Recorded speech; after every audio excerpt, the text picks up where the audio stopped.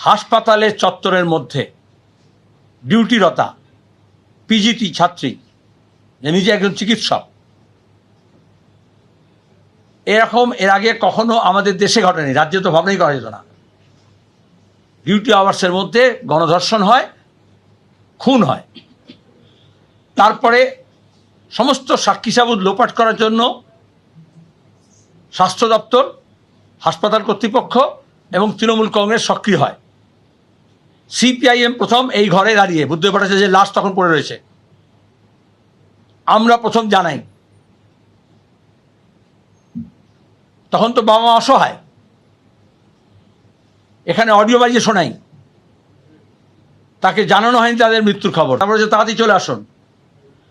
তারপরে কোর্টে যাই আমরা, শিয়ালদা কোর্ট থেকে অর্ডার হয়, সুপ্রিম কোর্টের আইন মেনে, নিয়ম মেনে ভিডিওগ্রাফি করতে হবে, বাড়ির একজন প্রতিনিধি থাকবে এবং এক্সটার্নাল এক্সপার্ট থাকবে। যেহেতু হাসপাতালের মধ্যে হয়েছে, ওখানেই পোস্টমর্টেম হয়, তবে পোস্টমর্টম হবে। তড়ি ঘড়ি করে পোস্টমর্টম করা হয় অন্ধকার হয়ে যাওয়ার পরে। আমরা এই কথাটা নিয়ে আসি, কোনো আরএসএস, কোনো বিজেপি না। তারপরে এই কলতান, মীনাক্ষী, ধ্রুব, আমাদের ছাত্র যুব বাহিনী বুদ্ধদাস শেষ যাত্রা থেকে সরে গিয়ে গাড়ি আটকায়, তখন ওই মা অসহায়। আজকে মীনাক্ষী বলেছে, তখন তো আমরা দেখিনি এটা কার লাশ, সিপিএমের না এসএফআইয়ের না ডিএফের, তার বাবা মাকেও আমরা চিনতাম না, কিন্তু অসহায় পরিবারের পাশে দাঁড়ানোর চেষ্টা করে বামপন্থী ছাত্র যুবরা।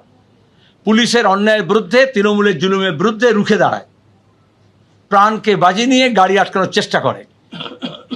আর সেখানকার কাউন্সিলর, এমএলএ তৎকালীন, এখনও বোধহয় আছে কদিন, ওদের যেটা বাসস্থান, সেখানকার স্থানীয় তৃণমূল নেতারা পরিবারকে ঘিরে, শ্মশানকে ঘিরে, গাড়িকে ঘিরে তাড়াতাড়ি লাশ পাচার করতে চায়, যেমন হাঁসখালিতে করেছে, যেমন বিজেপি হাতরাসে করেছে।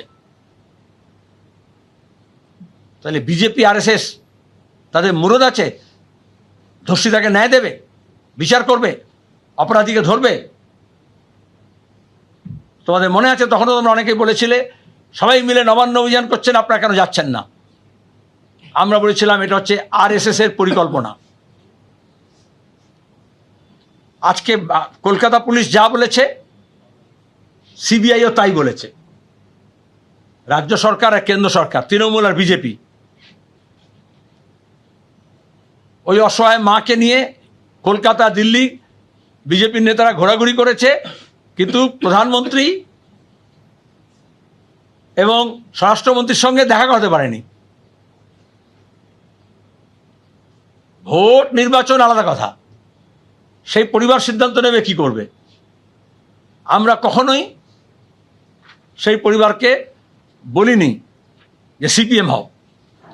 আমরা সবসময় সন্তানহারা পরিবারকে পাশে দাঁড়ানোর চেষ্টা করেছি।